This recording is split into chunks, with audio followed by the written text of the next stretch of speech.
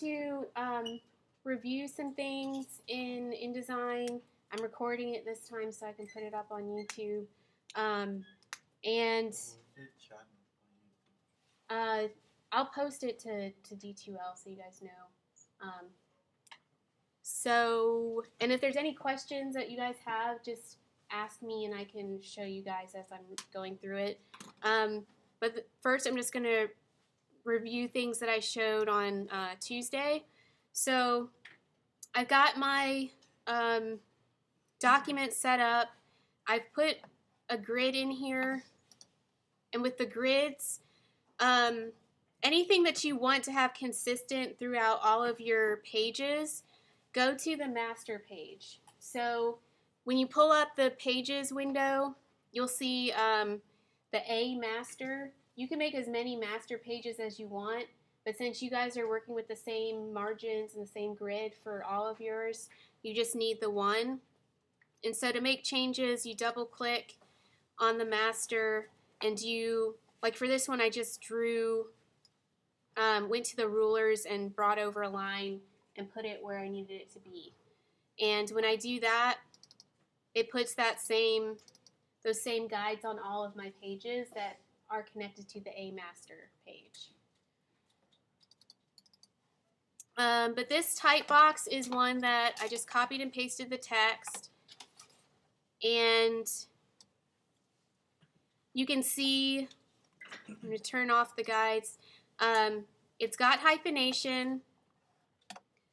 It doesn't have the optical margin alignment or the hanging quotes option right now, so you get that weird space next to the P over here. So bring up the story menu. It should be over here on the right hand page, but if ever there's a window that's supposed to be there and you can't find it, go to Window, Story is under Type and Tables, and then go down to Story and it'll bring it up. And what you want to do is choose Optical Margin Alignment. And so when you do that, it automatically shifts the line so that optically it looks like all of the text is more or less aligned on the left-hand side. So you'll notice that the quote mark there got pushed over to the left a little bit. This box down here allows you to adjust how much. If I increase it, you can see how much that quote is brought over to the margin. And if I bring up my guides again, you can see that that quote is hanging pretty much off of the edge, and that allows this to really focus on the type, and that quote is just floating there in its own little space. So that's the first thing, and that's under story. Hyphenation. So right now I've got 3 words here on the side that are hyphenated. Since I'm using just normal left alignment, I don't necessarily need to have the hyphenation. So to turn that off, I'm going to go to Paragraph, and there's a checkbox there. It says hyphenate. All I have to do is turn it off, and it automatically adjusts. There is a hyphenation option, so if you go to this drop-down menu, anytime there's a drop-down menu on the right-hand side of a window, that means you have more options. So I can click on that and go to hyphenation, and I can have more specific controls over what's happening with the hyphens. So I could say the words have to be at least 8 characters, hyphenate after the first 4 characters, and that eliminated the hyphens with the 3 words that I had right there. So you can make those kind of adjustments. Maybe there's super long words that you want to have hyphenated, so you just have to change the settings here. But if you just need to make a quick change, then deselect hyphenate. Then last time I mentioned hard returns versus soft returns. Before I actually show the difference between those returns, I'm actually going to go ahead and break up this text into different paragraphs. So I'm just going to put a regular return after writing. Actually, hold on, let me go back and act like nothing has happened there. I'm going to put a regular return before writing, before control, before in handwriting, and before typographic. So I've got 5 different paragraphs right now, but you can't tell a difference. So if you're going to have all of your text set up this way, then this is where you would probably need an indent or initial cap or something to show us that each paragraph is different. So I could do a tab to bring in that text. The other thing I could do is simply put space between all those lines of text. So I'm going to select all the text. When you're in the paragraph window, you've got these different options. So you can do indents. So this one right here, I just click the up arrow to push those first lines in a little bit.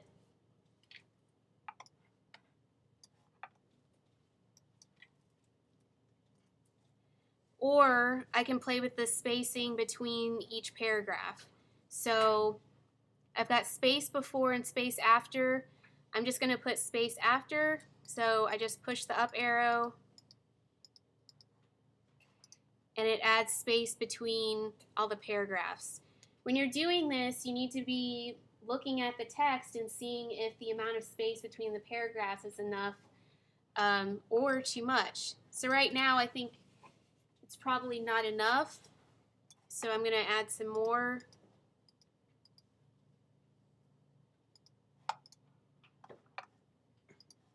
So there, the space between the paragraphs is a little bit more defined. So this, now that I put that spacing in, every time I do a hard return or just press enter, it's going to put that space between the paragraph before it and that new paragraph. A soft return means that it moves type to the next line without putting that space in or defining a new paragraph. So for instance, here I've got that sentence starting with printed. Maybe I want to isolate that on its own line, but I still want it in the same paragraph as control of position. So to do that, I hold down Shift and return, and it puts that text on a new line, but it keeps it in the paragraph. If you're not sure what text has a soft return or hard return, that's where you want to use your hidden characters. So to get that, you go to Type and Show Hidden Characters, and that's where those blue symbols come into play. So anywhere there's a backwards P means that that's the end of a paragraph. Anywhere there's that little bracket line, that means there's a soft return.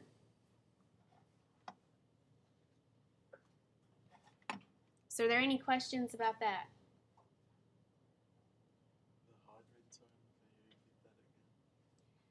A hard return just means pressing the return button. You see, as soon as I did that, hold on, let me zoom in.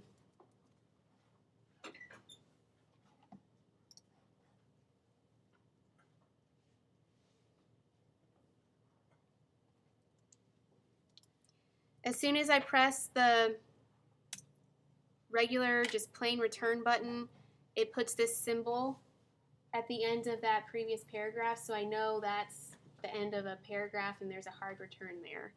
If I do a soft return,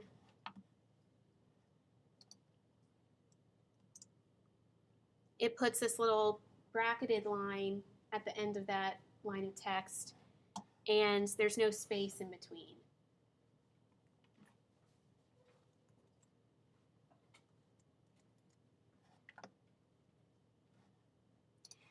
If you guys are working with, let's say, the first line of text, and maybe you want that text to look a little bit different, or maybe you want to have initial caps, you can adjust that with the paragraph setting. So there's this type box down here, well actually these two bottom ones, that allows you to do changes to the first few characters in your paragraph. So I'm going to isolate this word, and I press the up arrow and it adjusts the size of that text, and what it's doing is it's basing it off of the size of my lines. So when I have it at 1, it's not really doing anything. 2, it's making this first letter the same height as 2 lines of text. If I do 3, it's the same height as 3 lines of text, and so on and so forth. This box next to it allows me to tell the program how many letters to include. So if I want all of typographic, whoops, made larger, I can do that. Of course, that creates issues with the way the type overlaps the text underneath it, but you get the idea.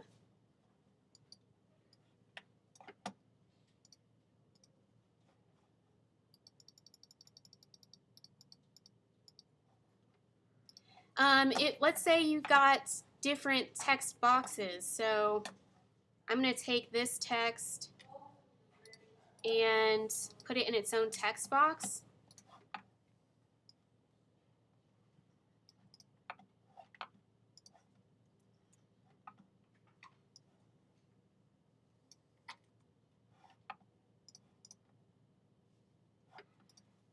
But since these are side by side, let me do it this way. I want the baselines to match up. So I mentioned that before. Right now, if I were to put these two text boxes next to each other, the baselines aren't really matching up. If you're in the paragraph window, you'll see these two boxes across from the hyphenate option. There's one where the 2 columns are staggered, and then there's one where the 2 columns are aligned next to one another. The first one means that the baseline grid, you're just ignoring it. You're not trying to align any of the text to the baseline grid. The second one means every line of type is aligned to the baseline grid. So to get them both aligned to the same baselines, I'm going to select both boxes and then click the Align to Baseline Grid option, and it'll shift that type to align to one another. You'll notice what it also did is it increased the leading. So if you really want to start playing with leading and the way the baselines are working, you can start working with baseline grids. So to do that, you'll go to Preferences, InDesign Preferences, and then Grids. And you'll see this increment option. Right now it's at 12 points, which is 1 pica. I want to have more flexibility than that, so I'm going to decrease it to 3 points. So then, since that's a smaller distance between each baseline, then the leading is less.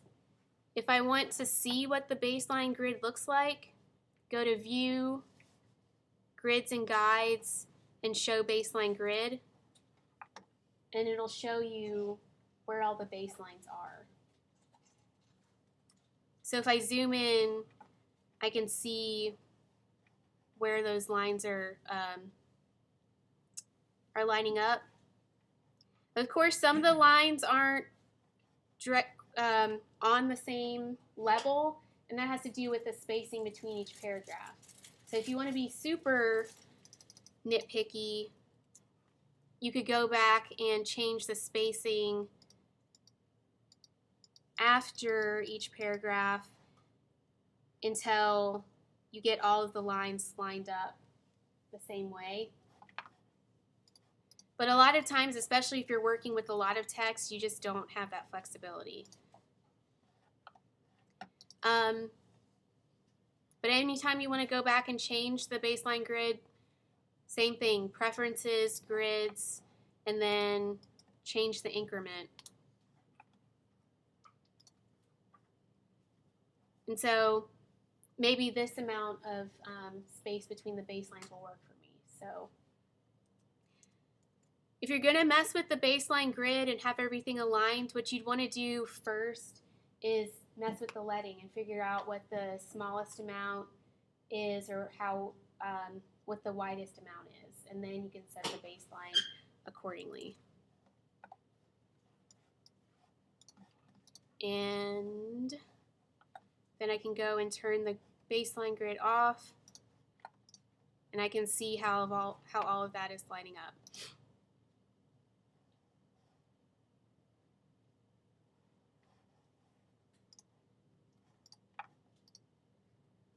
Were there any other questions? I think the hyphenation was the big thing, right? Okay.